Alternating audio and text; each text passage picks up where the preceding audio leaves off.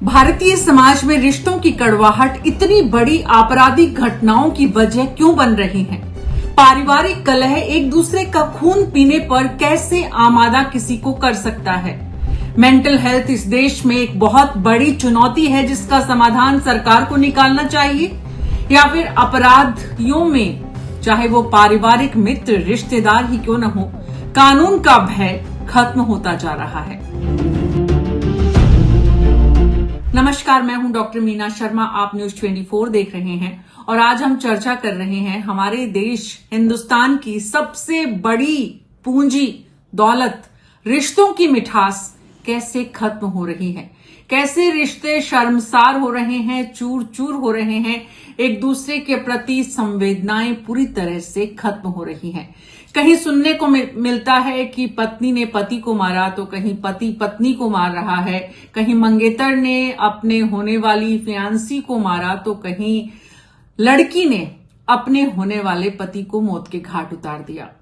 घटनाएं सिर्फ यहीं तक सीमित नहीं हैं, इससे आगे बेटियां माँ बाप को मार रही हैं, माँ बाप और खास करके पिता बेटियों के साथ रेप कर रहे हैं और उसके बाद जेल की सलाखों के पीछे जा रहे हैं।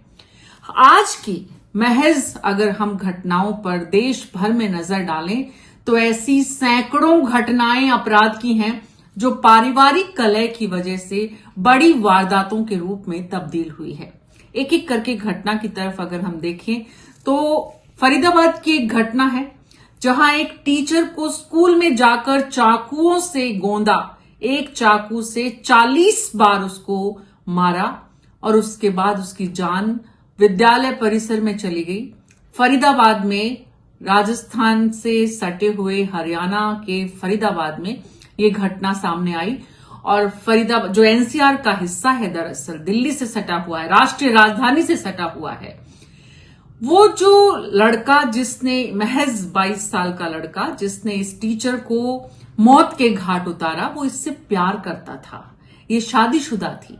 इसने मना किया कि टीचर ने कि मैं शादीशुदा हूं, मैं आपसे बात नहीं कर सकती, लेकिन ये बात नागवार गुजरी तथाकथित प्रेमी को और आकर विद्यालय परिसर में प्रबंधक के सामने, विद्यालय में तमाम दूसरे टीचर्स के सामने 40 बार चाकू घोंपकर इस स्कूल टीचर को हमेशा के लिए इस दुनिया से अलविदा कह दिया। ये हरियाणा की घटना है। उत्तर प्रदेश चलते हैं। उत्तर प्रदेश में गोरखपुर में एक पतंग व्यवसायी ने, पतंग का छोटा सा काम करने वाले व्यक्ति ने आत्महत्या की और आत्महत्या करने के बाद सुसाइड नोट जो लिखा उसमें कहा, मेरी पत्नी और उसका दोस्त दोनों जो हैं मेरी मौत के लिए गुनहगार हैं। उत्तर प्रदेश के ही गोरखपुर की ही एक दूसरी घटना, एक डॉक्टर पति ने अपनी पत्नी के न्यूड वीडियोस एंड फोटोग्राफ्स बनाए, ऐसा आरोप पत्नी ने थाने में लगाया है और कहा, मुझे इनके दम पर ब्लैकमेल करता रहा। कैसे कोई पति अपनी पत्नी को ब्लैकमेल कर सकता है और उसके बाद पैसे मांगे, फॉर्च्यूनर गाड़ी और उसके बाद दहेज का ये मामला उत्तर प्रदेश के गोरखपुर में ही दर्ज कराया गया है। उत्तर प्रदेश की ही एक और घटना लखनऊ में। लखनऊ में क्या होता है, पत्नी और बेटे दोनों ने पति को पीट पीट कर मार डाला। अस्पताल लेकर गए तो पति को मृत घोषित कर दिया गया। अब उत्तर प्रदेश को छोड़ देते हैं तो धनबाद चलते हैं। धनबाद में क्या हुआ, पत्नी और नाबालिग बेटे ने, दोनों ने मिलकर ईंट, बेलन, रोड, पत्थर, डंडे सब मारे और पति की हत्या कर दी। ये मैं सिर्फ 1-2 दिन की घटनाएं बता रही हूं जो आज के क्राइम की हेडलाइंस में है। ऐसी खबरें हम हर दिन अलग अलग रिश्तों के साथ देखते हैं, सुनते हैं। हमारे इस तरह की घटनाएं जब सुनते हैं तो सिहरन पैदा नहीं होती आजकल, क्योंकि ये आम हो चली है। आजकल ये बहुत ज्यादा कॉमन हो गया है कि कौन कब किसको मार दे पता नहीं। यानी घर के भीतर भी व्यक्ति आज सुरक्षित नहीं है, न महिलाएं, न पुरुष, न बच्चे। तो किस कदर, किस तरफ हमारा देश, हमारा समाज और हमारे संस्कार हमें लेकर जा रहे हैं। आज दुनिया भर में मेंटल हेल्थ पर बहुत शोध हो रहे हैं। मेंटल हेल्थ आज के दौर की सबसे बड़ी चुनौती है और हिंदुस्तान में भी ये एक बहुत बड़ी महामारी के रूप में सामने आ रही है। इस तरह की घटनाएं रिश्तों में कम होता विश्वास, भरोसा, आत्मसम्मान और एक दूसरे के प्रति सम्मान जो है वो जैसे जैसे कम हो रहा है वैसे वैसे ये घटनाएं हमें ज्यादा सुनने को मिलती है। सिर्फ उत्तर प्रदेश, हरियाणा, झारखंड, राजस्थान, अगर हम किसी भी मुंबई, किसी भी देश के हिस्से में नजर डालते हैं, और ये सिर्फ ऐसा नहीं है कि किसी एक वर्ग विशेष में हो रहा हो, कोई लोअर मिडिल क्लास में हो रहा हो, मिडिल क्लास में हो रहा हो, अपर क्लास में हो रहा हो, ये सब जगह हो रहा है। यानी संपत्ति के लिए हत्याएं हो रही हैं, रिश्तों में बेईमानी के लिए आत्महत्याएं हो रही हैं, किसी को हासिल करने के लिए मौत के घाट उतारा जा रहा है, किसी से बदला लेने के लिए उसकी हत्या की जा रही है। यानी मुद्दा, विषय सब अलग अलग हैं, लेकिन अपराधियों में किसी तरह का कोई ऐसी बड़ी वारदात को अंजाम देने से पहले घरेलू घर परिवार से जुड़े हुए लोग इस तरह की घटनाएं जो हैं वो कर डालते हैं, इस बात की चिंता किए बिना कि उसके परिणाम क्या होंगे। हमारे देश की जेलों में अब संख्या बढ़ रही है पारिवारिक रिश्तों की वजह से जेल की सलाखों में जाने वाले लोगों की। तो हमें सोचने की जरूरत है समाज के स्तर पर कि अपराध का डर बढ़ाया जाए, अपराध की दरअसल कानून का डर बढ़ाया जाए और अपराधियों को कानून की जानकारी दी जाए। पहले अपराधी जो है, चोर या अपराधी या गुंडे, वो एक समाज के रिश्तों के दायरों से बाहर होते थे, अनजान लोग होते थे।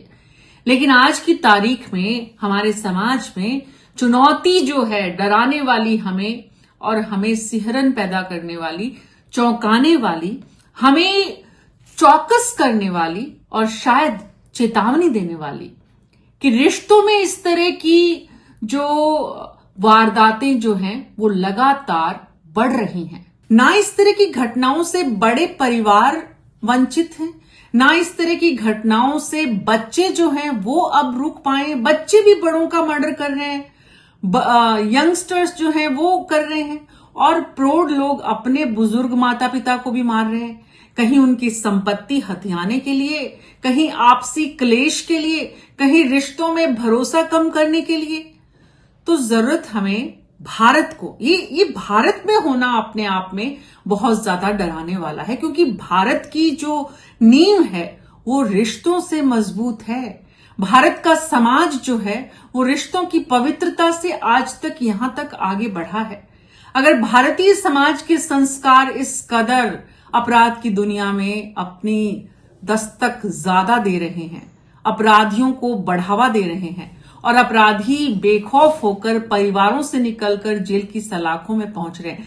एक और इम्पॉर्टेंट बात है कि इस तरह के अपराध करने वाले परिवारों में जो भी लोग हैं वो ज्यादातर अनजान होते हैं कि वो उनका अपराध पकड़ा जाएगा, वो छुपा लेंगे। हमने देखा अभी लाश को घर में ही कई दिनों तक जो है बाथरूम के फ्लोर के नीचे दबाए रखा पत्नी ने पति की लाश को।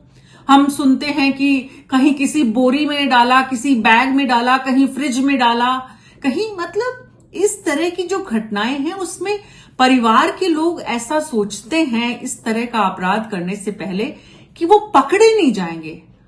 परिवार के लोग होने की वजह से उन पर शक नहीं होगा।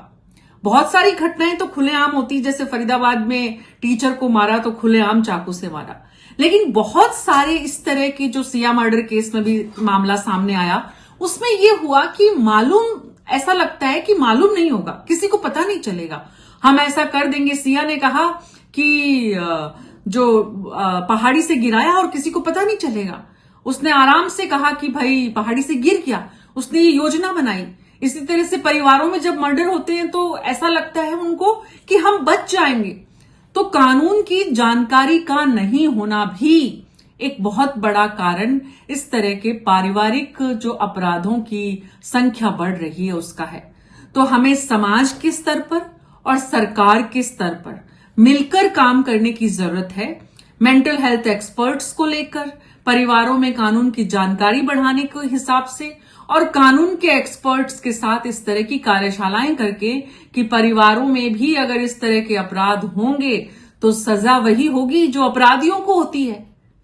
अपराधियों को मिलने वाली सजाएं कैसे उनके पूरे जीवन को दुभर बना देती है, उनका जीवन पूरी तरह से जेल की सलाखों के पीछे खत्म होता है, ये इल्म पारिवारिक रिश्तों में अपराध करने वाले लोगों को होता नहीं है और इस तरह की घटनाएं सामने आती हैं।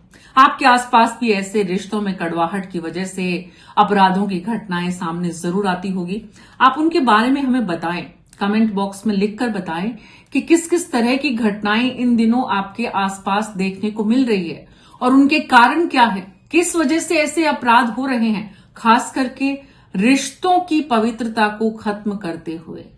कमेंट बॉक्स में आप अपनी राय भी हमें जरूर बताइए कि इस तरह के वीडियो जो हम आपके साथ साझा करते हैं वो आपको कैसे लगते हैं। क्या आपको लगता है कि इस तरह के विषयों को उठाने की जरूरत है? हमारे समाज के स्तर पर, भारतीय समाज को ऐसे विषयों की जो जटिलता है उन्हें समझने की जरूरत है और उनके समाधान के रास्ते निकालने की जरूरत है। सरकार और समाज को मिलकर काम करने की जरूरत है। आपकी राय का हमें इंतजार रहेगा। मैं अभी आपसे अनुमति लेती हूं। नमस्कार।